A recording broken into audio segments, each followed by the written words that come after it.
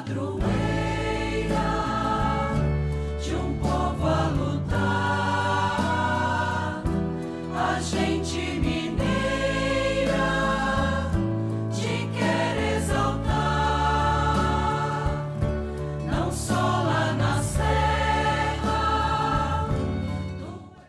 Amado irmão, amada irmã, saúde e paz, desejando de coração e unidos pela prece a Deus por todos nós, que este domingo, dia do Senhor, seja abençoado.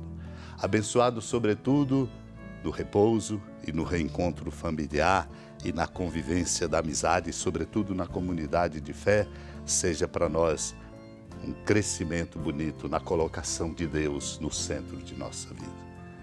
Por isso, introduzo esse caminho em que nos preparamos para aqui ao redor da amada Mãe Maria, que nos inspira a proclamar e escutar a palavra de Deus, do início da homilia de um autor do século, segundo o que ele nos diz. Irmãos, diz ele, devemos acreditar em Jesus Cristo, o verdadeiro Deus, juiz dos vivos e dos mortos, e tornar-nos conscientes da importância da nossa salvação.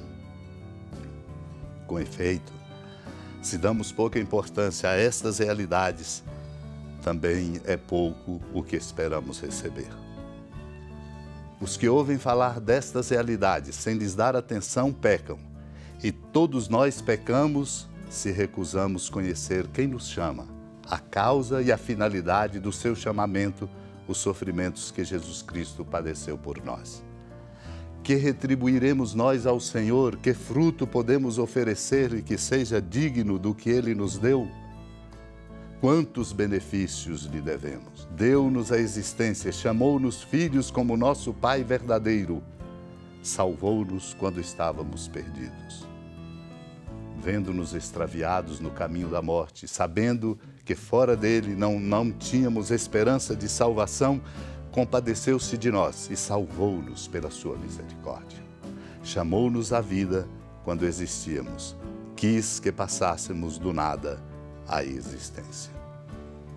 Naquele tempo, aproximaram-se de Jesus alguns saduceus que negam a ressurreição e lhe perguntaram: Mestre, Moisés deixou-nos escrito, se alguém tiver um irmão casado e este morrer sem filhos, deve casar-se com a viúva a fim de garantir a descendência para o seu irmão.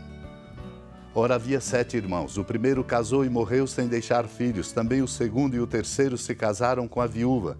E assim os 7, todos morreram sem deixar filhos. Por fim morreu também a mulher. Na ressurreição, ela será esposa de quem? Todos os 7 estiveram casados com ela. Jesus respondeu aos saduceus: nesta vida os homens e as mulheres casam-se.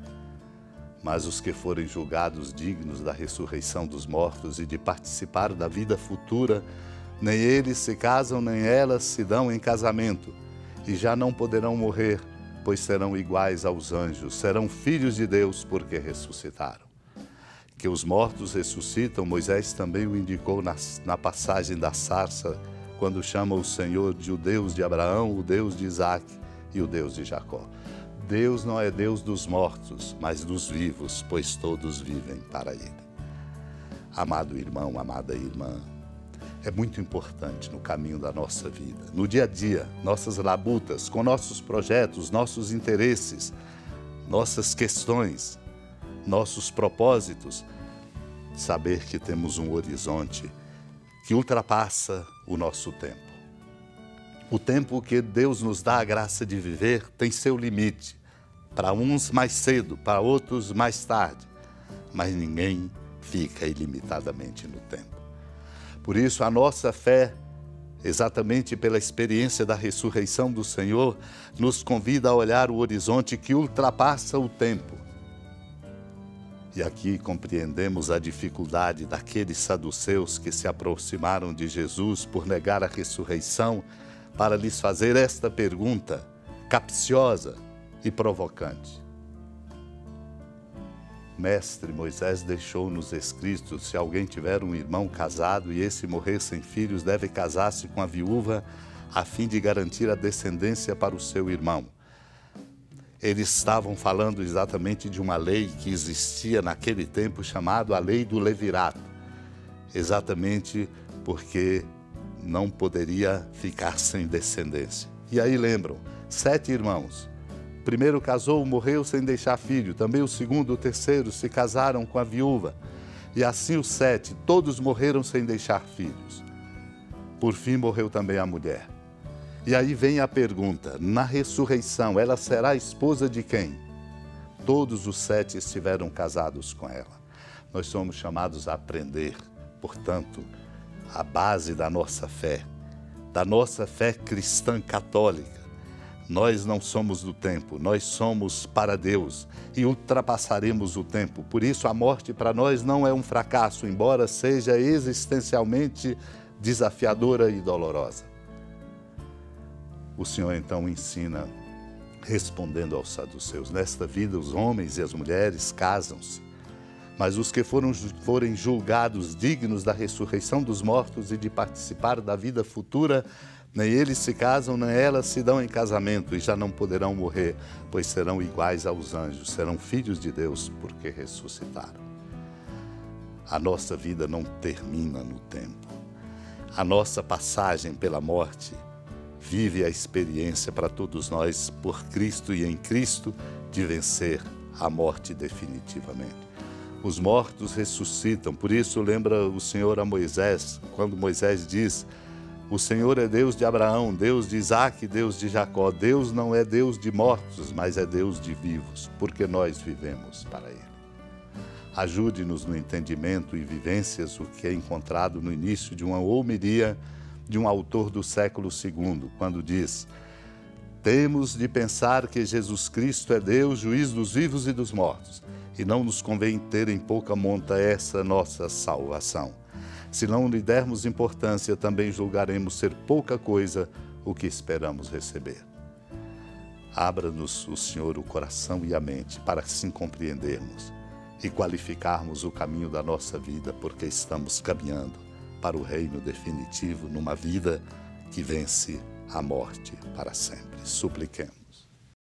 Senhora da piedade, Mãe Virgem do Cristo Deus. Lembrai-vos, ó piedosíssima Virgem Maria, que nunca se ouviu dizer que alguém daqueles que, tendo recorrido à vossa proteção, implorado a vossa assistência e reclamado o vosso socorro, tenha sido por vós desamparado. Animado com igual confiança, a vós recorro, ó Virgem das Virgens, e gemendo sob o peso dos meus pecados, me prostro a vossos pés. Não desprezeis as minhas súplicas, ó Mãe do Verbo encarnado, mas dignai-vos de as ouvir propícia e de me alcançar o que vos peço. Amém. Feliz padroeira de um povo a lutar, a gente mineira te quer exaltar, não só lá na serra, tu és esplendor de toda esta terra, também és fulgor.